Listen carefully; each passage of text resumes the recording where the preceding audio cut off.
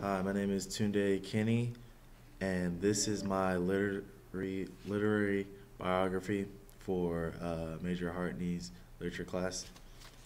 Um, the first book I'll be talking about is actually sort of funny, but it's the first book that I ever read. I believe it was in first grade. It's the first full length book I've ever read, and it was called Captain Underpants. I actually ended up reading the entire series. It's um it's just a little story about two, kids that were jokesters who ended up uh, hypnotizing their teacher to believing he was a superhero. It's really just a joke book and whatnot, but it was the first book that I ever read, so I still remember it to this day, so it meant a lot to me at the time. And it's really what sparked my interest in books in general. So that's why, even though it's a child's book, it was still very influential to me in my literary life. The second type of media I'd like to talk about is actually a movie. It's The Lion King. I believe this is the first movie I ever saw that was in theaters. It was animated, and there's a certain quote in the movie, not necessarily a quote, but a phrase called Hakuna Matata. It means no worries for the rest of your days. Um, to me, like, I don't know. To me, I try to. It's funny that I got this from a movie, but I try to sort of live my life that way without worries. And I still remember that phrase till today. I'll never forget the phrase or the song, for that matter. But yeah, The Lion King. It was a great movie, and me myself being from Nigeria, like the the movie takes place in Africa and whatnot. And I have a lot of I feel a lot of connections with the movie. The third thing I'd like to talk about is this movie called Sandlot, and this was a very influential movie to me as well when I was growing up, just because of a certain quote. Um, it's the main character is dreaming, and he's dreaming that um, Babe Ruth is talking to him, and in his dream, Babe Ruth tells him that heroes are remembered, but legends never die. Now, this was like a really powerful quote to me. When I heard it, it spoke to me. When heroes are remembered and legends never die, but legends never died. Oh, because as a kid, I was like, oh yeah, heroes are awesome. Heroes are the best thing you can be. And then when it said legends never die, and when I heard that, I don't know. I try to think of like what are legends that are like what legends never die, and I thought to myself, oh, there's people like Martin Luther King and George Washington, Jesus, people that we still celebrate today for the deeds that they've done, and I feel like they're not just simply remembered.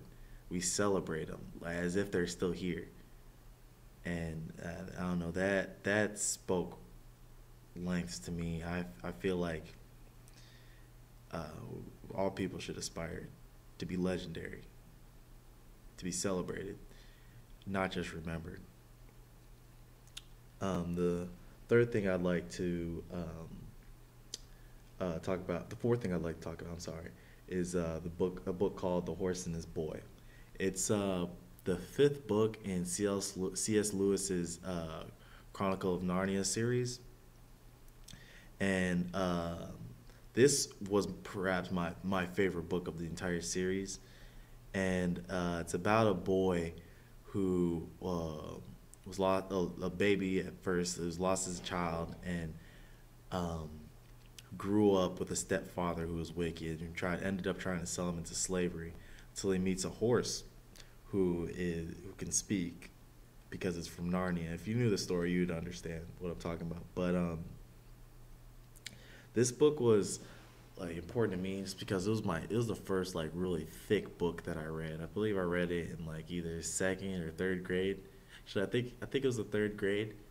But yeah, it was the first like really thick book that I read, and it's not really that big, but it was to me at the time it was a huge book, and I just loved the story. It was amazing to me. It was so imaginative. It was so lifelike. I felt like I was in the book. It was great. Um, so that's just that book. Um, the fifth thing on my list is a movie called Gladiator. Now, Gladiator is perhaps my favorite movie. It's a great movie. I love the story. I love the quotes in it. There's one specific quote that uh, I'd like to mention, and it's when Maximus, the main character of the story, says that uh, our deeds echo in eternity. Now, to me, as a Christian, I believe that as Christians, as a Christian, I should um, do good deeds throughout my life, you know. But this quote it says good deeds echo throughout eternity, or our deeds echo throughout eternity. Um, to me, that's like whether your deeds good or bad, they're they're gonna be remembered, and by who? I believe Maximus was referring to God, um, and that really spoke to me. That really hit home, just because like it made me really think. At the time, it made me really think like, wow, geez, like the things that I do in this lifetime are gonna be remembered when I die. Like when I step before God and He judges me, that the deeds that I've done throughout my life, they're gonna be right. He's gonna have them right there on a list because they echo throughout eternity. And at that just made me really think, and honestly, it was a great movie, and I loved it, and I'll never forget that quote, and I'll never forget to live by good deeds. Um, the sixth thing on my list was a movie called John Q. It's about a a father whose son gets sick, and he ends up actually holding up a hospital with a gun until his son gets the treatment that he needs because he couldn't pay for, the father couldn't afford it, and his insurance, which was supposed to cover it, didn't cover it. Now, this movie was important to me for two reasons. Oh, the first reason was like the message behind the movie, and I like to think that there's a message behind every book, movie, and whatnot.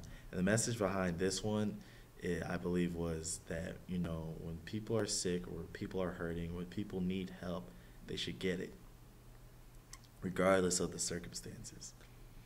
And this movie really delved into that.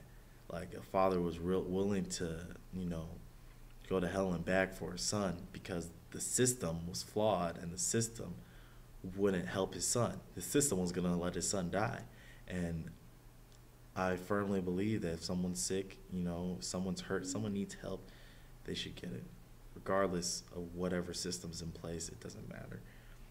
And the second reason why was important, this movie was important to me, was because I actually saw it first time with my father, and John Q. He said he had this line.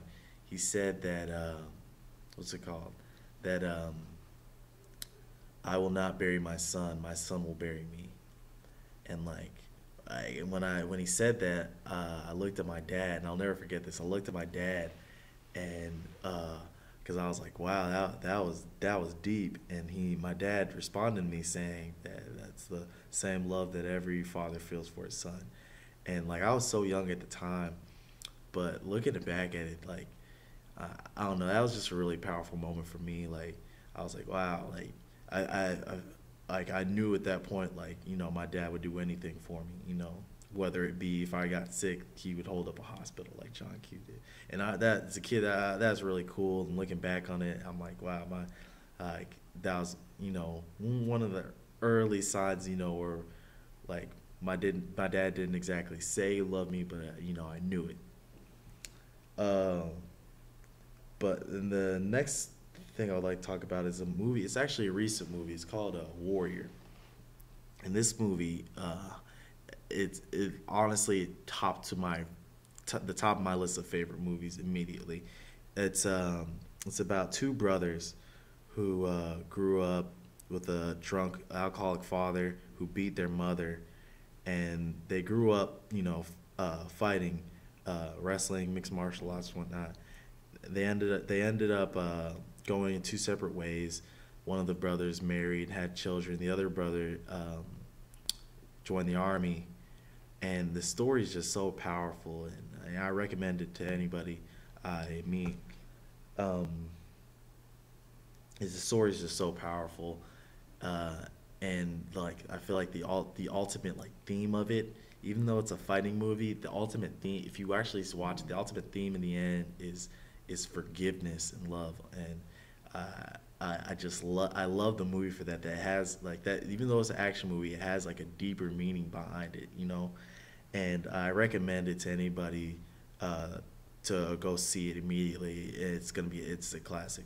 I love it. Um, Another book I'd like to talk about is actually another book from the Chronicle of Narnia series. It's called The Last Battle. It's the seventh book in the series, the last book in the series, and um, like I know the author C.S. Lewis. She's an avid Christian and whatnot, and like this book, the last book, it really shows that because like there's so many throughout the last book, there's so many references to the Bible, and even in the end, the last battle in the book, the it references um uh what's it called?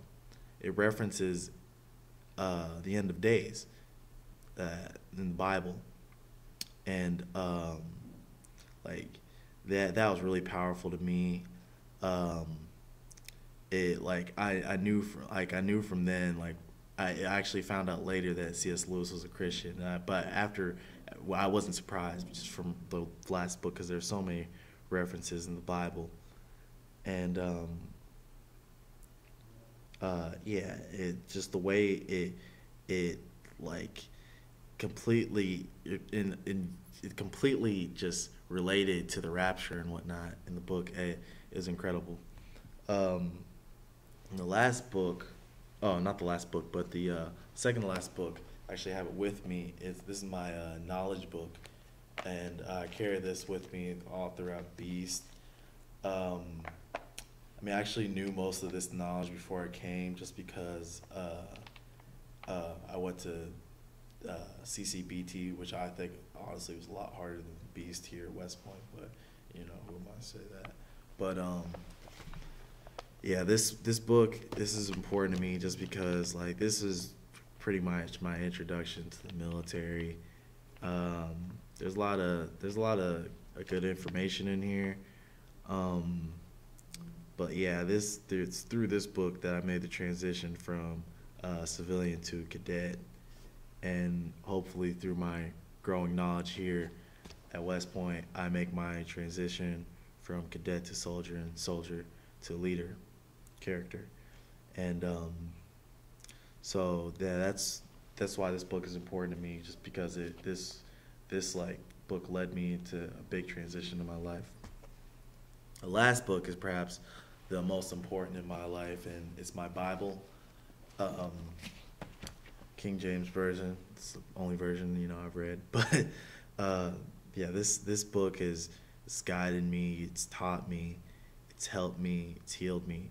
It's it's everything in one, and um, even when like when I'm feeling my worst, when as if I don't deserve God's love, or I 'cause I mean I don't deserve God's love, and we none of us do, but He loves us despite everything we've done, and that's why this book is just it's just so This is my life. In this book is everything I hope to aspire to be and everything that I want for myself. And there's not enough good things I could say about it. Like I said, it's helped me, it's healed me, it's saved me.